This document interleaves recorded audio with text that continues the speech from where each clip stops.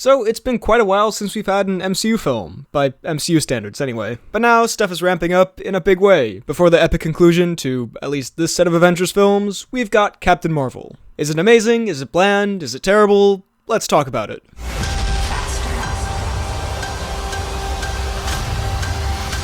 And I'll be going non-spoilers and then spoilers later on with a big warning, so don't worry, nothing will be ruined for you. So remember how, based on the trailers, I thought this was going to be a pretty fun, but also quite average MCU film? Kind of like an Ant-Man situation?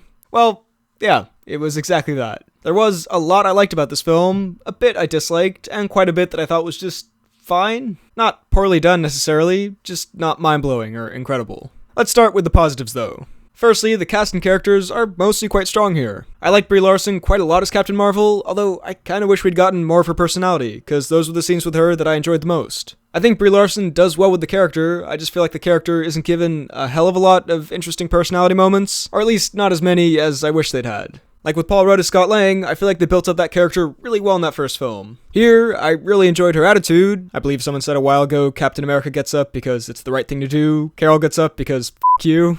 I thought the parts that showed that were quite fun and made her more interesting. I just feel like we didn't get as much of it as I would have liked. Overall though, I enjoyed the performance, and I look forward to seeing this character in the future in the MCU. Jude Law is fine. I mean, he's good. Jude Law's always pretty good. His character just isn't super memorable. He had a few fun moments with Carol though, especially towards the start. Easily the standout of this film for me was Samuel L. Jackson as Nick Fury. I think this is probably my favorite Sam Jackson Nick Fury performance in the whole MCU. He's usually a pretty interesting and fun character, but he's never been a standout character in the film, except for in Winter Soldier. Which, you know what, this is probably tied with Winter Soldier as far as best Nick Fury performance. But here, he's absolutely the standout. He's just fun to watch, he's very charismatic, he's funny, I love his dynamic with Carol. We get a little more Fury backstory, and he becomes a bit more of a layered character, which I like. He's probably my favorite part of the film, honestly. The scenes with him and Carol together are my favorite scenes in this film. Looking forward to seeing him again in Far From Home. Speaking of Fury and S.H.I.E.L.D. and all that, Coulson's in this in a very minor role, which is fine. I didn't think they were going to spend that much time on him. He gets one great moment, and that's all I really wanted out of his appearance. And he's also a fun inclusion for those who've watched Agents of S.H.I.E.L.D.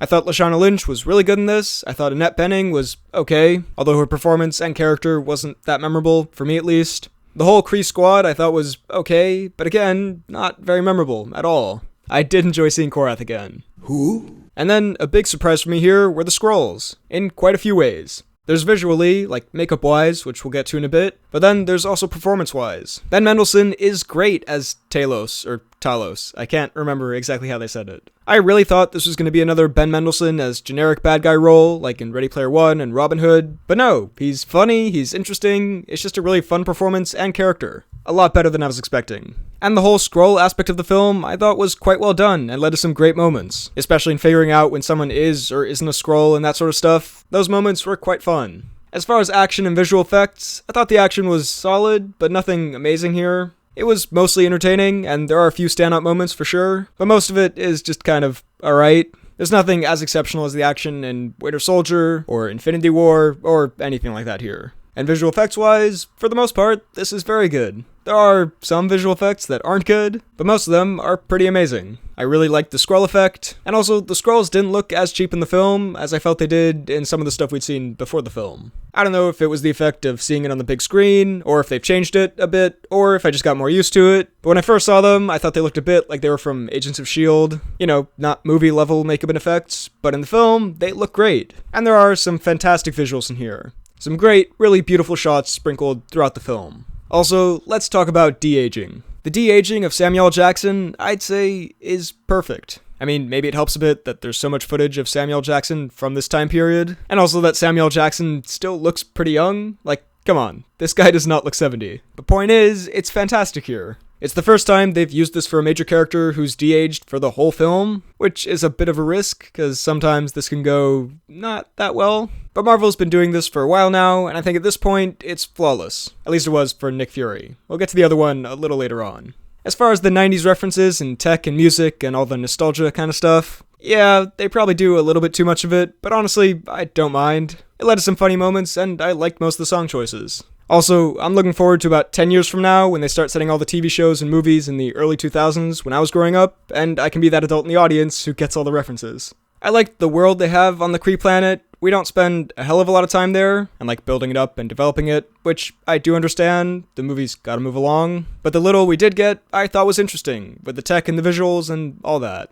Also, this is a very minor thing, but I liked how they had the same space transport effect from Guardians 2. It's a nice, small detail that helps build the continuity between these films. On the whole, the film is quite entertaining and fun to watch, and I think most of the jokes landed. Again, everything between Fury and Carol is fantastic. I also like the big superhero moments, like the epic moment where the superhero stands tall with the music and all that. I thought that was fun, and I think it's also a good lesson for kids about not giving up and standing back up again. It's actually a lot like Captain America's kind of mindset. I'm looking forward to seeing these two captains interacting. I will say, there are a few moments that are really cheesy and possibly a bit cringeworthy. One moment in particular, where it's supposed to be very emotional and the music swells, and I just wasn't really feeling it. And hey, it is a superhero movie, and you know it's gonna have those kinds of moments, and I generally really like those, that's part of the fun. But here, I just felt like that moment, at least, wasn't as well executed as these kinds of moments often are in the other MCU films. And I suppose I'm slowly transitioning into the negatives, so let's just talk what I didn't like so much. First and foremost, the editing is probably the biggest part of this film that stood out to me as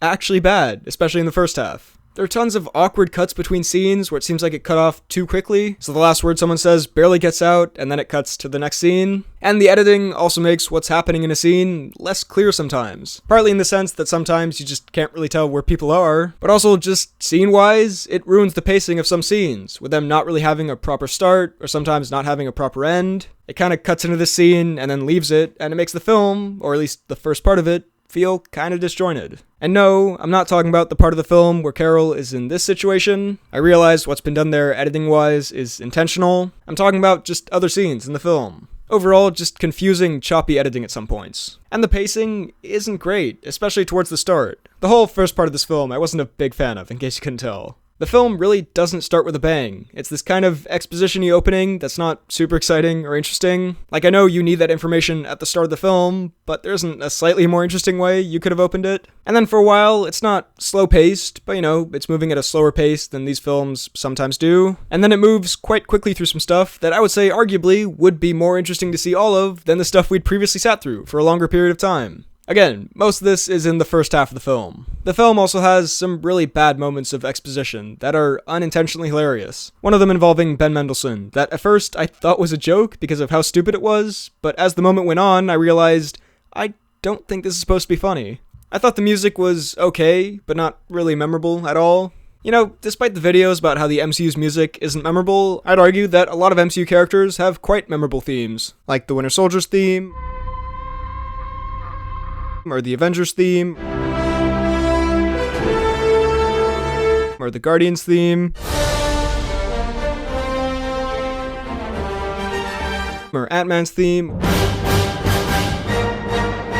or even themes from individual films, like Iron Man 3 and the first Avenger. So it just surprised me that a character who will apparently play such a large role going forward in the MCU doesn't really have a specific theme that I could remember when I walked out of the cinema. I also think while most of the jokes landed, some jokes either didn't land or they cut scenes of tension, or they did both, which is something I feel the MCU films used to do a lot and don't do as much anymore. They're more okay with having awesome scenes or tense or emotional scenes and having them be genuine and not have to undercut it with a joke, at least not every time. But here, yeah, there were a few moments of that, and for some of them I was thinking, this scene was fine without that joke, just leave it the way it was. And no, I'm not talking about that one specific moment that people have been complaining about on Twitter. I'll get to that part in spoilers.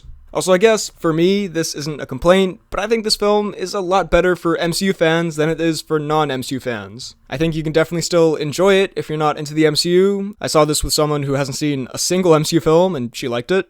But quite a few moments and like big payoff reveals only really work if you follow these films. And I think some of this might be a bit confusing if you're going into this not really knowing anything about the other movies. Something else about this film that I was a bit disappointed by, and I suppose this is partially my fault for getting my hopes up based on earlier reviews, but I saw some reviews saying this was really weird and crazy, and so I was expecting it to be kind of like Guardians of the Galaxy in that sense. And the film is not that. It was actually kind of bland. It's a bit MCU generic at a few points, like Ant-Man and the Wasp, or even some parts of Doctor Strange. But then, besides that, even if the story isn't super creative, you can insert more fun, crazy stuff into it to make it more, well, fun and crazy. and this just wasn't that for me. I mean, sure, compared to some movies, it's really crazy, but by superhero movie standards these days, not really. I mean, it's not nearly as bizarre or crazy as Aquaman, and even by MCU standards, it's not that weird. It's not weirder than Guardians of the Galaxy or Ragnarok or Doctor Strange. Again, it reminded me much more of Ant-Man than it did Guardians of the Galaxy, which was a bit disappointing. Again, partially that probably comes from my expectations.